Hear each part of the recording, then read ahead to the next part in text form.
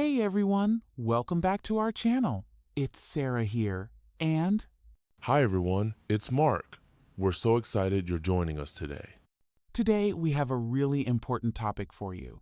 We're going to talk about two of the most essential verbs in English, to be and to have. These two verbs are everywhere in English, and they're super important. That's right.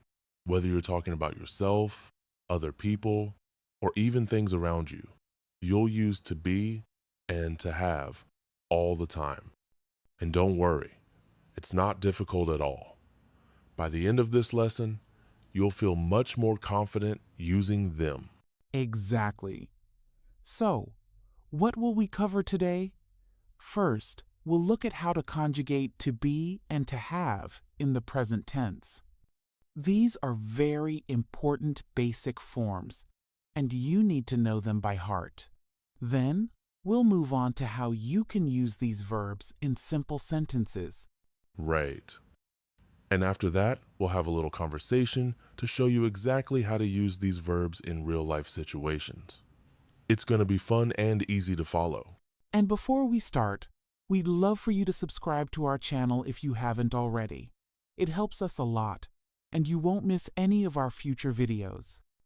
Also, don't forget to hit that like button if you enjoy learning English with us. Yeah, and if you know someone who's also learning English, share this video with them. We want to help as many people as possible feel confident speaking English. Okay, let's dive right in. Are you ready, Mark? Absolutely, Sarah. Let's get started. And remember, by the end of this video, you'll be using to be and to have like a pro. So, let's go.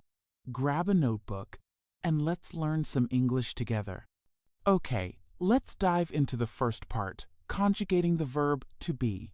This verb is essential in English, and it's super easy to conjugate in the present tense. We use to be to talk about who we are, where we are, and how things are. For example, we use it to say things like, I am happy, or she is a teacher. Exactly, Sarah. The verb to be is very irregular, but don't worry, we'll break it down. In the present tense, to be has three forms: am, is, and are. Let's look at each one. I am, I'm, he, she, it is, he's, she's, it's. We, you, they, are, we're, you're, there. Great job, Mark. So, we'll start with I am. When you're talking about yourself, you use am. For example, you can say, I am Sarah. Or, if you're feeling good, you can say, I am happy. It's the easiest one because it's just I am. That's right. It's the same in almost every situation, like I am tired, I am excited, or I am from Canada. It's also very common to use contractions, so you'll often hear I'm instead of I am, like I'm here or I'm a teacher. Exactly. Now, let's talk about he, she, and it. For these, we use is. So, when you're talking about someone or something else, you'll say, he is tall, or she is nice. You can also use contractions here. Instead of saying he is, you'll often hear he's, like he's my friend. And with it, we use is as well. So, for example, the book is interesting, or the weather is nice today. It can refer to things, animals, or even ideas. You might say, it's a beautiful day, or it's raining outside. Now, for we, you, and they, we use are. So, for example, we are students. You are learning English. They are from Brazil. Exactly. And just like with and is, we often use contractions with are. So instead of saying you are, you'll often hear you're, like you're amazing at English. Or instead of they are, we say they're. For example, they're happy. That's right. So let's review these forms quickly. I am, I'm. He, she. It is he's, she's, it's. We, you, they are, we're, you're, they're. Exactly. Now, let's see how we can use these forms in sentences. So, if we take I am, we might say, I am hungry, or I am at home. For he is, we could say, he is my brother, or he is tired. And for they are, maybe they are my friends, or they are excited for the weekend. Exactly. The verb to be helps you describe how people feel, what things are like, where someone is, and even what they're doing.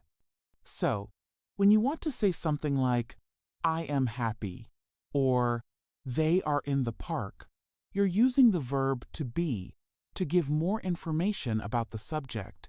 Now, we want you to practice with us.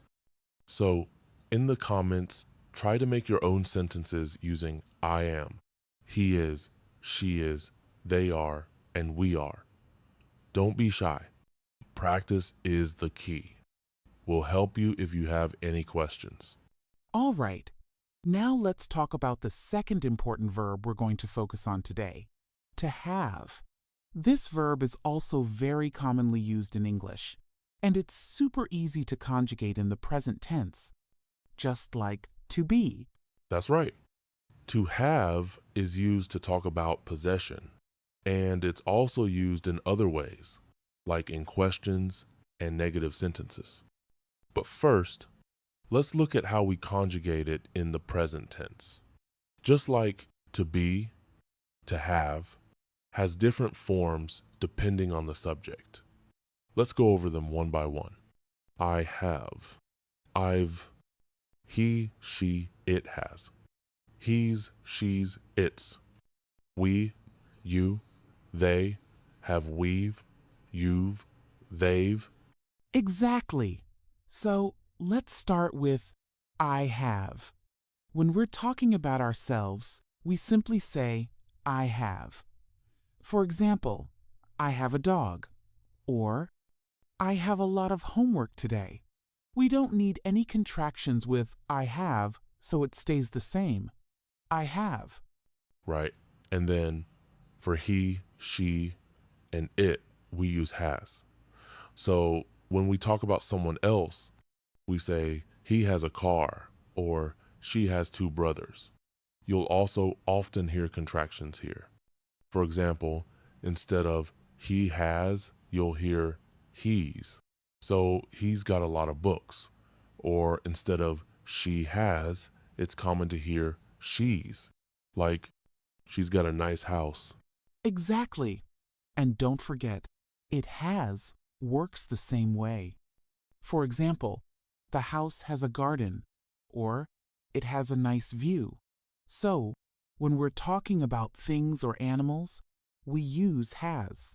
And, like you said, it's can be used as a contraction in casual speech, like it's got a roof, instead of saying it has got a roof.